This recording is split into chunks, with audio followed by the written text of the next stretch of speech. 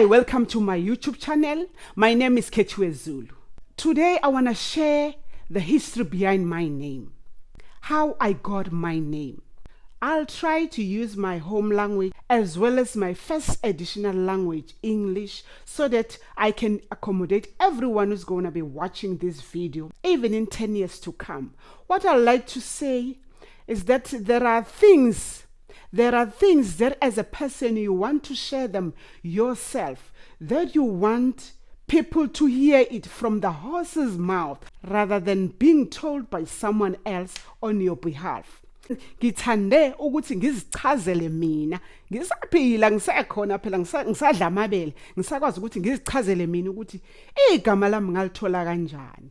Ngoba esikhathini esiningi ezinye izinto siye singazenzi, silinde ukuthi uma usuhambile abantu sebeyokhuluma istory sakho ngendlela wena okade ungeke usibeke ngayo. Ngithanda ukuthi ngizikhulumele mina ke, ngisaphila ngisadla amabele uNkulunkulu esangibekile. Ukuthi ngalithola kanjani leli gama. Mina ke ngingukhethiwe Zulu, indaba ezithi uMageba umntwana usithulisi kaNdaba. Mina wasebukhosini, nzalo kaShaka nosenza ngakhona kadingane.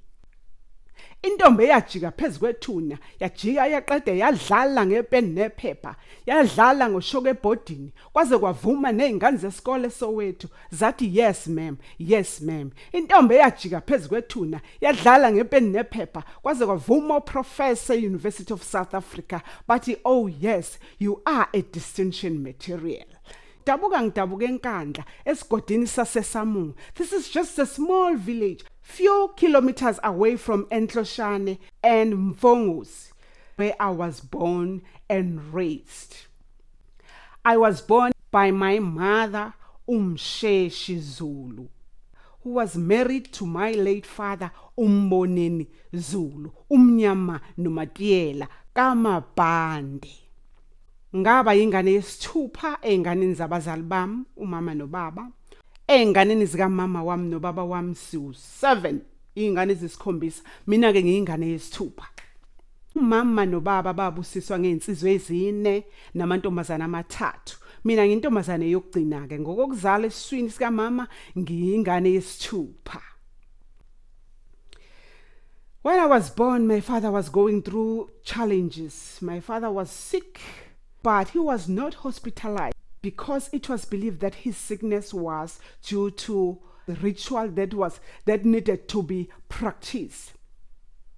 My father was sent to another village by the name of Ekutoi. That is where my father was being treated during his time when he was sick. And at the very same time, my mother was pregnant with me. Umama wami ke wayeka lo mthandazi owayelapha ubaba wami. Kulapho ke ngazalelwa khona kulowo muzi. Emveni kokube ngizelwe, ubaba wami wangiqamba igama elithi ngikhethiwe Zulu. Wathi Madumakude is my mother. According to our tradition, when a woman gets married to a particular family, a woman is addressed using her surname. So mina umama wami uMadumakude, because she was born from Dumakude family. That is why she's called uMadumakude. According to our culture, a bride is addressed using her surname. Umama wami ke yena uMadumakude. Her biological surname is Dumakude. Wazalela endaweni esigodini esincane just esingasothukela abasibuza ngokuthi kuKwaThembu. So ngesikhathi umama wami engizala, ubaba wayegula ehleli kwamthandazi, as I've mentioned before. My father was treated for his illnesses during the time when I was born. Just when I was born, my father gave me a name called Khethiwe. The meaning of my name means chosen one. I always refer to it as chosen one. Ngingokhethiweyo. Kusho ukuthi ngakhethwa ke mina ngendlela yokuthi baba ngesikhathi sabo intombazane yayingafundi.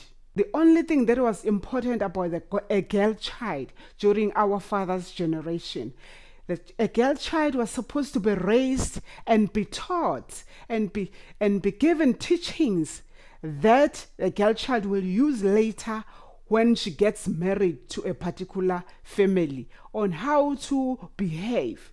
So a girl child was not supposed to attend school. Kodwa mina ngenkathi mangizalwa, ubaba wami wayishintsha yonke lento wathi no. Umntanami njengoba ngimnika igama elithi nguKhethiwe. As I am naming my daughter Khethiwe, it's because I'm choosing her that this one will study, this one will read, this one will go to school up until she finished schooling. Lelo ke kwaba yiphupho lika baba wami. That was my father's dream for me to study and go to school and be different from other girls that were born before me. Umama wami yeka ngitsheleke ukuthi ubaba wabe sethi maduma kude ngifuna wenze isiqiniseko ukuthi noma ngaba ngisekho emhlabeni lengane iyafunda ifunde iqede isikole igogode. Noma ngaba ngisekho emhlabeni ungenamali odayisa inkomo esibayeni. My mother always tells me that your father said you must go to school and learn up until you finish schooling. Ngakhula ke ngumntwana osithandayo isikole. Yingakho ngizitshela ukuthi umuntu uyalilandela ngempela igama lakhe ngoba ngakhula ngumntwana osithandayo isikole. Ngahluka ke mina wathi ubaba wena uyoya esikoleni when uyofunda up until uzugogode. What I noticed that I loved schooling so much. Ngakuthanda ukufunda, ngakuthanda ukuya esikoleni. Even other girls when they quit, they say, I'm tired of schooling. I don't want to go to school anymore. But I had this love of school. I have this passion to study further, always be at school. Always to be at school. And I passed. I used to pass. I never failed. I never repeated any class. So kwaba into egimi leyo ngaphakathi ukuthi ngiyafunda up until my mother one day told me the history ukuthi wena uyasilandela ngempela isibusiso ubaba wakho akunika sona. Bese ngithi mama sibusiso sini leso? Ubaba wakho wathi wena uyofunda ugogode noma ngabe akasekho mina angokhipha imali noma ngabe akasekho yena mina angothatha izinkomo esibayeni ngizidayise ukuze wena ufunde. Oh really mama? Yes. So my love for schooling grow each and every time when I go to school. Ngafunda ngaze ngaqeda umatric. Ukuqala kwami ukufunda ke ngafunda eGoli. In one of the primary school that is in Soweto, at Dube village, by the name of Sizanani Primary School. And then after Sizanani Primary School, I went to KZN, where I attended Entloshane Primary School. After that, I proceeded to KwaDinuntuli Entloshane, ngadlulela eBizimali, a high school by the name of Ibizimali, the one with the high pass rate. Ngasuke eBizimali ngase ngiyengono ngaqeda ke isikole sami umatric wami engono. And then after I went to University of Zululand. After University of Zululand, I studied at the University of South Africa. After studying at the University of South Africa, and then I went to University of Cape Town. Ngohambo esengilihambile ebangeni lezemfundo uthi sengiyavuma ukuthi ubaba isibusiso anginikeza sona ngisilandele kanti negama lami akhuluma wathi uyangikhetha ngiphinde ngakulandela futhi kanti nezenzo zami ziyavumelana negama lami elithi nguKhethiwe. Kanjalo futhi nezibusiso zami ubaba angipha zona ngangizelwe ethi wena uyofunda uze ugogode. Ngingathi ziyafezeka ngoba enhlizweni yami ngihleze nginaleli iphupho lokufuna ukufunda ngishone phambili, lokufuna ukuqhubekela phambili ezifundweni zami. Njengamanje isifiso sami ukuthi ngiqede iMasters yami. After mangiqede iMasters yami ngenze iPhD yami. Sengiyosho ke ngithi cha iphupho lika baba lifezekile ngempela lokuthi athi ngifunde ngize ngigogode. Ngoba namanje enhlizweni yami isifiso sami ukuthi ngenzeni ngifunde ngenze njani ngize ngigogode.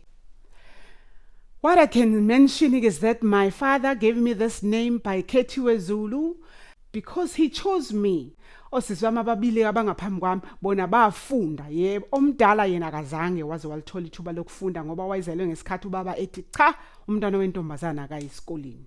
Wakhula yena washada ke washadela kwaDlamini. I'm going to share you that story that history on my second video. And then omunye usisi wami wesibili oza ngemva kwalo qala yena ke wagana wafunda ke yena wagcina kwa grade 9. wagcina grade 9. And then after that, he also got married, washadela kwaphungula. So ke mina, here I am, still proceeding with my academic journey. Uhambo lami lolo engithi isiphetho salo ukuthi ngize ngithole i-PhD. As long as uNkulunkulu esangiphe ithuba lokuphila, ngisakwazi nokufunda nomqondo wami ungakakhathali. So that is how I got my name.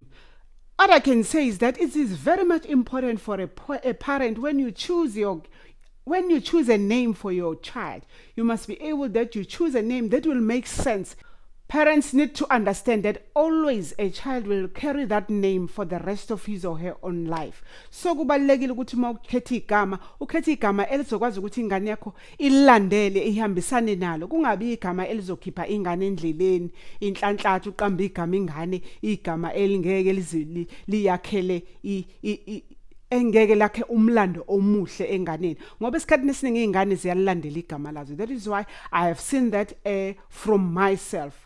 Uma ethi ubaba ngiyakhetha when uyofunda uzugogode. So enhlizweni yami lokho kwavele kwatshaleka. Umlayezo engizodlulisela kubazali ukuthi bazali mazizala izingane asiziqambeni amagama esazi ukuthi asizetheni izingane zethu amagama amahle ukuthi maziwalandela Nkosi yami, ngoba isikhathi esiningi umuntu uyalandela igama lakhe. Makalandele ke kube nemiphumela emihle, asiqambe izingane zethu amagama amahle. There is one thing that I can ask most of the parents, every time when you give birth to your child, make sure that you give your child a proper name, a good name, that a child will be able to uplift for the rest of his or her own life. So that is the thing.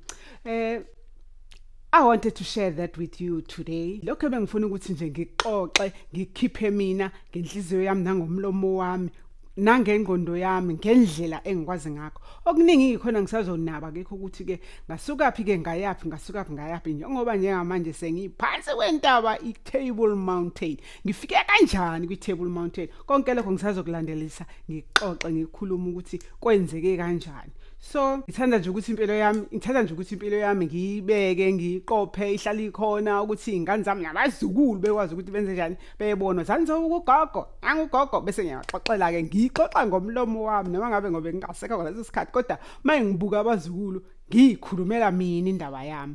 That is what I wanted to share with you today. So if you like the content of this video, make sure that you like, you share, you comment, and you also subscribe. Stay tuned for my upcoming video. Kusho mina undaba ezithi uMageba umntwana usithule sikandaba. Mina wasebukhosini, thalo kaShaka nosenza ngakhona kadingane. Intombi yavuka phezulu kwethuna, yadlala ngoshoke ebhodini, kwase kwavuma izingane zesikole Soweto zathi yes ma'am. Intombi yajika phezulu kwethuna, yadlala ngepeni nephepha, kwase kwavuma uprofessor University of South Africa bathi oh yes, you are a distinction material. Kwazule enkandla amadoda la ngivela khona isigode engisakhele isamu. Kodwa ke manje sengizidonsa le phansi kwentaba iTable Mountain. Ngizola ngihambe ngibuye ngijike ngizoxoxela udaba. Okwamanje ngiyabonga. Isiyobonana ngokuzayo. Bye bye.